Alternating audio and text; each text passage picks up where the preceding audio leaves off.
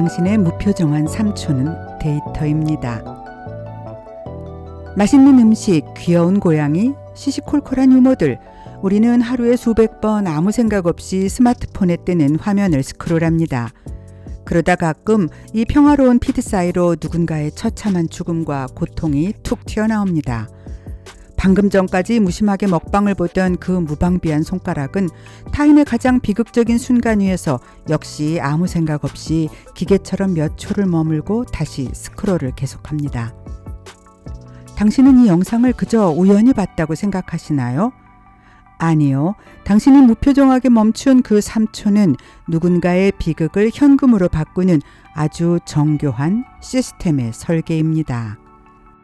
당신의 선한 공감 능력이 어떻게 알고리즘의 가장 값싼 연료로 전락했는지, 무심코 멈춰서 바라봤던 그 화면 속에 소름 돋는 고통의 화폐화 공식은 어떻게 우리의 가장 깊숙한 내면을 차지하게 되었는지, 수잔 손택의 타인의 고통과 유발 하라리의 넥서스를 겹쳐보며 이제부터 밝혀보려 합니다. 수잔 손택은 이미 20년 전에 이 비극의 거래를 예견했습니다. 그리고 지금 우리는 수잔 손택이 이야기한 타인의 고통이 무표정하게 소비되는 현상을 넘어 유발 하라리가 넥서스에서 이야기한 것처럼 그 고통이 실제로 누군가에게 돈이 되는 정교하게 짜여진 과정을 직접 경험하고 있습니다.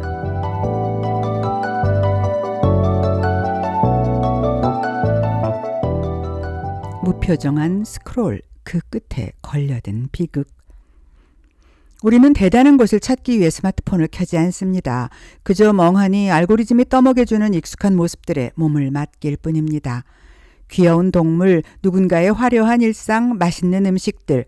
화면 속 세상은 평온하고 우리의 뇌는 기분 좋은 도파민에 절여진 채 무방비 상태가 됩니다. 그러다 아주 가끔 평화로운 피드 사이로 이질적인 무언가가 툭 튀어나옵니다. 어디선가 일어난 폭격 현장, 누군가의 처참한 사고, 혹은 고통에 일그러진 타인의 얼굴. 우리는 당황합니다. 하지만 손가락은 멈추지 않습니다. 방금 전까지 아무 생각 없이 움직이던 우리의 손가락은 그 가벼운 마음 그대로 타인의 가장 처절한 비극 속에 그저 얼떨결에 멈춰버립니다. 하지만 정말 그럴까요? 당신이 그 비극 앞에서 멈춰선 몇 초의 시간, 그것은 당신의 자유의지였을까요? 아니면 정교하게 설계된 장치가 당신도 모르는 사이 당신을 동조자로 만들어버린 결과였을까요? 바로 여기서 우리가 알지 못하는 사이 새로운 비극이 시작됩니다. 수잔 손택은 타인의 고통에서 전쟁의 참상을 찍은 과도하게 적나라한 보도사진이 대중에게 보여질 때 그 이미지가 도덕적 역할을 강조하거나 인류애적인 연민의 공감을 불러일으키는 것이 아니라 단순히 스펙타클로 소비되어 버린다는 것에 대해 문제를 제기했습니다. 현대의 삶이 지닌 주목할 만한 특징 가운데 하나는 전 세계 곳곳에서 발생하는 끔찍한 참사들을 다양한 매개체를 통해 지켜볼 수 있는 기회가 셀 수 없이 많아졌다는 것입니다. 그러나 현대인들이 아무런 준비 없이 가벼운 일상의 유머를 즐기듯 타인의 고통을 소비할 때 그 비극은 더 이상 아픔이 아니라 하나의 자극적인 콘텐츠로 전락합니다. 수잔 손택이 지적한 스펙타클의 소비는 현대에 들어 알고리즘의 놀이로 더욱 심각해지고 있습니다. 영리한 알고리즘은 당신의 이 무방비한 찰나를 놓치지 않습니다. 당신이 그 잔혹한 장면에 단 3초 더 머물렀다는 이유만으로 알고리즘은 당신을 적극적인 비극의 소비자로 분류하고 더 깊은 고통의 구렁텅이를 설계하기 시작하지요. 아무 생각 없이 스크롤을 넘기던 당신의 피드 끝에 왜 이런 비극이 놓여 있는지, 그리고 왜 이 우연한 목격이 우리 시대의 가장 정교한 착취가 되었는지, 이 이야기를 듣기 전에 아마 당신은 미처 생각하지 못했을지도 모릅니다. 설령 원했던 결과가 아니고 전혀 의도하지 않았던 일이라고 하더라도 우리는 자신도 모르는 사이 비극의 적극적인 소비자가 되어 더 많은 비극을 눈앞에 내놓으라고 재촉하고 있습니다. 수잔 손택은 타인의 고통에서 우리가 타인의 고통을 구경하며 무감각해지는 것을 경고하며 이렇게 말합니다. 고통받는 육체가 찍힌 사진을 보려는 욕망은 나체가 찍힌 사진을 보려는 욕망만큼이나 격렬한 것이다. 수세기 동안 기독교 예술은 지옥의 묘사를 통해서 이 두 가지 기본적인 욕망을 모두 충족시켰다.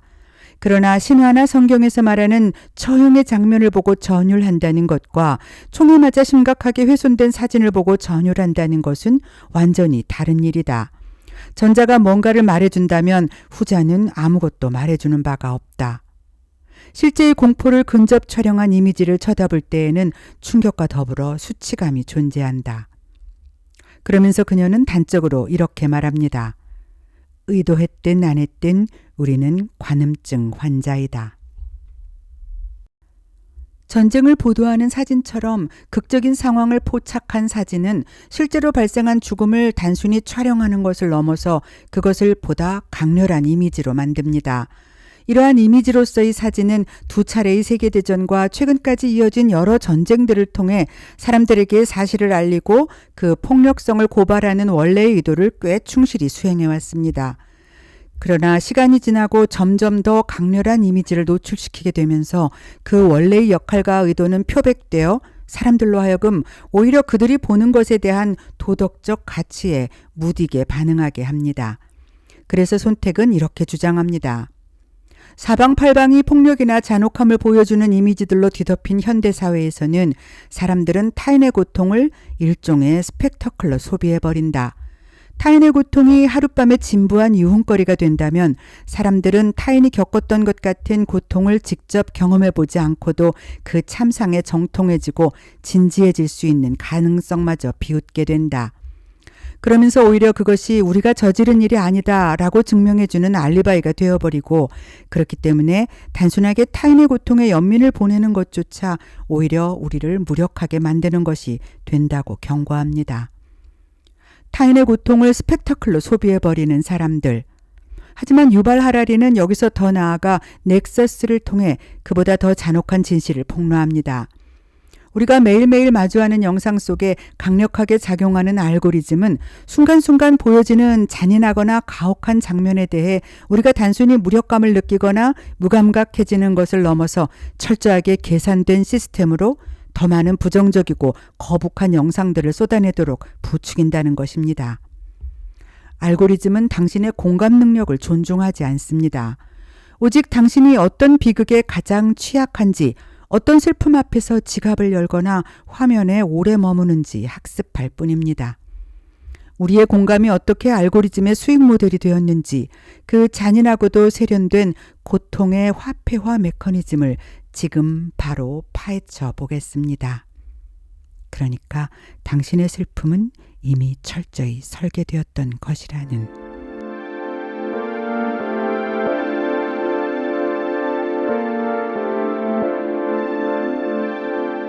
수잔 손택은 타인의 고통에서 전쟁 사진이 잡지나 미술관에 걸리는 순간 그것이 그저 하나의 구경거리로 변질된다고 경고했습니다.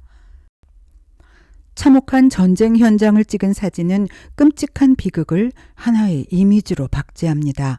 소름 끼치도록 처참한 사진 한 장이 세련된 광고 사진과 나란히 놓여있는 잡지의 어떤 페이지를 볼 때 고통은 그저 우리의 시선을 끄는 강렬한 시각적 자극, 즉 스펙터클이 되어버립니다. 연민은 비겁한 안도감이다. 이것은 타인의 고통에서 그녀가 지속적으로 이야기하는 가장 뼈아픈 지적입니다. 타인의 고통을 보며 느끼는 연민이 사실은 적어도 나는 안전하다는 확인일 수 있다는 것입니다. 전쟁 영상을 보며 세상에 너무 불쌍해 라고 말하는 순간의 심리. 우리는 눈물을 흘리며 스스로 도덕적이라고 믿습니다. 하지만 손택은 묻습니다. 그 연민이 혹시 나는 저 현장에 있지 않다는 안도감의 다른 이름은 아닌가요? 연민은 고통받는 사람과 나를 분리합니다. 나는 보는 자이고 그는 당하는 자라는 서열을 나누는 것이지요. 이것이 바로 손택이 말한 관음증적 연민의 함정입니다. 이미지는 우리를 무감각하게 만든다. 과잉 노출. 너무 많은 비극적 이미지를 보면 인간의 신경계는 결국 마비됩니다. 매일 터지는 사건 사고 뉴스에 그저 무덤덤하게 또야? 라며 넘기는 태도. 그런데 손택이 이 책을 쓴 2000년대 초반보다 지금은 수천 배 더 많은 비극이 쏟아지고 있습니다. 이제 우리는 웬만한 비극에는 눈 하나 깜짝하지 않습니다. 더 자극적이고 더 잔인한 이미지가 아니면 우리의 스크롤을 멈출 수 없게 된 거죠. 손택은 이미 예견했습니다. 우리가 고통을 구경할수록 타인의 비극은 그저 지루한 반복이 될 것이라고요. 그리고 지금 유발 하라리는 알고리즘에게 있어서 고통은 비극이 아니라 하나의 트래픽이다 라고 가슴 서늘한 경고를 합니다.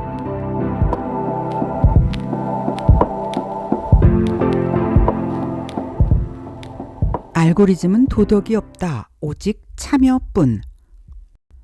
유발 하라리는 넥서스에서 정보 네트워크의 목적이 진실이 아니라 연결과 영향력에 있다고 지적합니다.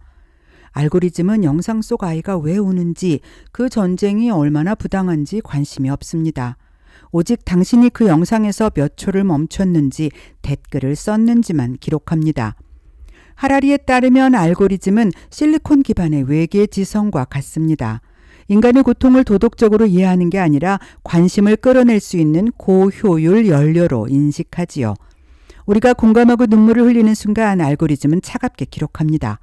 이 데이터는 클릭률이 높군, 더 많이 뿌려야겠어 라는 식으로 말입니다. 부정적 편향의 해킹. 인간은 진화론적으로 위협과 비극에 민감하게 설계되었습니다. 알고리즘은 이 약점을 정확히 파고듭니다. 평화로운 풍경보다 처참한 비극이 더 많은 공유를 일으킵니다. 알고리즘은 이 분노와 슬픔의 에너지를 동력으로 삼아 플랫폼을 유지합니다. 수잔 손택은 우리가 비극에 중독될까 봐 걱정했지만 유발 하라리는 시스템이 우리를 강제로 중독시킨다고 말합니다. 알고리즘은 우리의 공포와 슬픔 버튼을 누르는 법을 학습했습니다. 당신의 선한 공감 능력이 실은 알고리즘에 의해 철저히 해킹당하고 있는 셈입니다. 맥락의 소멸, 고통의 파편화. 넥서스의 핵심 주제 중 하나는 맥락이 사라진 정보의 위험성입니다. 손택은 비극적인 사진 한 장이 가지는 한계를 지적했지만 알고리즘은 한술 더 떠서 비극을 쇼츠나 릴스로 잘게 쪼개서 거듭해서 노출합니다. 가능한 한 일단 관심을 가진 범주에 철저하게 오래 머물도록 하는 거지요. 그러나 정작 비극적인 전쟁 영상 바로 뒤에는 전혀 연관성 없는 신나는 댄스 챌린지 영상이 나옵니다. 하라리는 이런 정보의 파편화가 우리를 바보로 만든다고 경고합니다. 슬픔이 성찰로 이어지려면 시간이 필요한데 알고리즘은 단 1초 만에 전혀 맥락이 없는 엉뚱한 다른 감정을 주입합니다. 결국 고통은 그저 잠시 스쳐가는 자극이 되고 우리는 고통의 원인을 파악할 지적 능력마저 잃어버리게 되는 것이지요.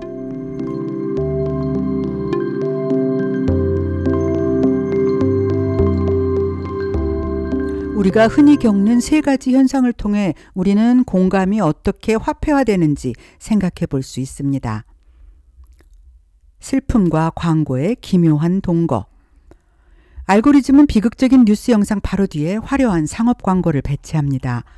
우크라이나 폭격 현장에서 울부짖는 어머니의 영상 바로 다음에 최신형 스마트폰 광고나 멋진 여행 관련 쇼츠가 나옵니다. 이것이 하라리가 경고한 맥락의 붕괴입니다. 알고리즘은 두 영상의 성격 차이를 전혀 고려하지 않습니다. 오직 당신이 공감하느라 화면에 머문 그 시간을 이용해 가장 비싼 값의 광고를 노출할 뿐입니다. 이때 우리의 공감은 소비를 유도하기 위한 미끼로 전락하는 것입니다. 선택받은 비극과 버려진 비극. 알고리즘은 수익성이 높은 조회수가 잘 나오는 비극만 퍼뜨립니다. 우리는 모든 고통에 평등하게 공감하지 않습니다. 알고리즘이 우리 입맛에 맞는 혹은 서구 중심적인 비극만 골라서 보여주기 때문입니다. 우리는 우크라이나 전쟁에 대해서는 잘 알고 있지만 같은 시기 발생한 에티오피아 북부 티그라이 내전에서 사망자가 38만에서 60만 명에 달했고 전쟁과 성폭력 등 반인도적 범죄가 자행되었으며 수백만 명이 기아에 시달렸고 100만 명이 넘는 난민이 발생했다는 것은 거의 알지 못합니다. 그것은 알고리즘이 더 많은 클릭을 유도할 수 있는 고통을 선별했기 때문입니다. 우리의 공감은 사실 알고리즘에 의해 철저히 선별되고 쇼핑되고 있습니다. 추모 해시태그와 도덕적 자기만족. 사람들은 전쟁 등 절망적인 장면이나 가슴 아픈 사고 등의 SNS 영상에 추모 해시태그나 기도하는 이미지, 응원과 위로의 댓글을 올립니다. 그들은 언제부터인가 실제 그들을 돕거나 무언가 실질적인 행동을 하는 대신에 이런 단순한 행위로 그 행동을 대체하고 있습니다. 손택은 관찰자가 고통받는 자와 같은 지도상의 위치에 있지 않다는 것으로 안도감을 갖는 것을 경계했습니다. 여기에서 지도는 단순한 지리적 위치가 아니라 관계망을 의미합니다. 같은 지도 위라는 것은 저 사람의 고통이 나의 풍요 혹은 나의 정치적 결정 등과 연결되어 있다는 감각입니다. 즉, 나도 이 비극의 책임에서 자유롭지 않다는 부채감이지요. 반면에 다른 지도 위라는 것은 저 사람의 비통함은 그저 저쪽 동네의 불행일 뿐이며 나는 그저 그것을 지켜보는 관찰자일 뿐이라는 선을 긋는 것입니다. 같은 지도상의 위치에 있지 않은 사람의 고통을 바라보면서 세상에 저 사람들은 정말 불쌍하다. 하지만 내 삶은 저렇지 않아서 정말 다행이야. 이런 식의 연민을 통해 우리는 공감해 주는 것만으로 내 할 일을 다했다는 면죄부를 얻게 됩니다. 그리고 현대의 추모 해시태그는 그 안도감을 극대화합니다. 공유 버튼 하나로 나는 선한 사람이다 라는 메시지를 던지고 그리고 나면 정작 그 문제를 해결하기 위한 실제적인 연대나 기부, 정치적 목소리는 잊혀집니다. 그리고 가장 소름 끼치는 점은 알고리즘은 당신의 그 자기 만족을 조회수라는 먹이로 받아먹으며 성장한다는 것입니다.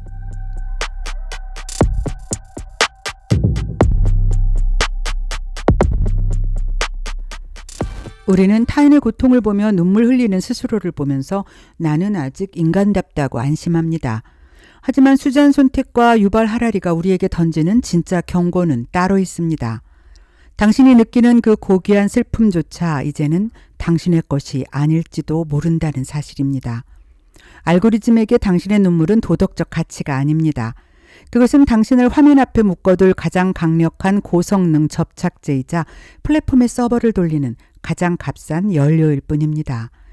우리가 공감이라는 이름으로 화면을 응시하는 매 초마다 누군가의 비극은 숫자로 치환되어 누군가의 계좌로 입금됩니다. 손택이 우려했던 구경꾼의 시대를 넘어 우리는 이제 타인의 고통을 돈으로 바꾸는 거대한 기계의 부품이 되어버린 건 아닐까요?